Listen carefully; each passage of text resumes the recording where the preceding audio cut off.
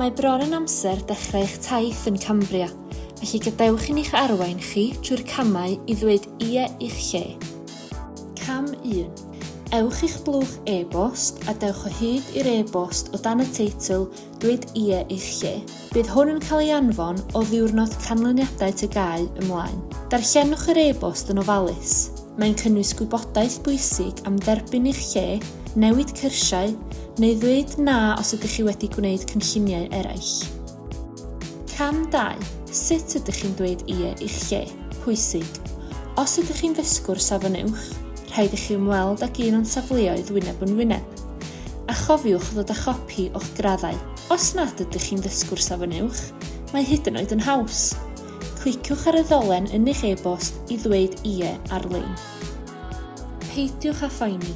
Mae Cambria yn cynnig ystod eang o gyrsiau ar bob lefel. Dewch i sgwrsio gyda ni. Mae'n timau ni yma i helpu gyda chyngor ac arweiniad. Gwiriwch eich e-bost Ddweud Ie i'ch lle am ddyddiadau, ymseroedd a lleoliadau. Wedi newid eich meddwl? Dim problem.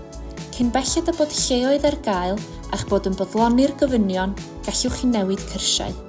Ond bydd angen i chi ddod i mewn a siarad am tîm wyneb yn wyneb. Ac unwaith eto, dewch a'ch graddau gyda chi. Os ydych chi wedi penderfynu nad ydy Cambria i chi eleni, cliciwch ar y ddolen yn eich e-bost a dweud na i'ch lle.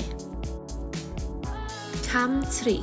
Ar ôl i chi ddweud ie, cadwch lygad am eich e-bost dyddiad dechrau. Bydd hyn yn cynnwys eich gwybodaeth ymsefydlu, manylion eich cerdyn adnabod myfyriwr, a llawer mwy. Cam 4.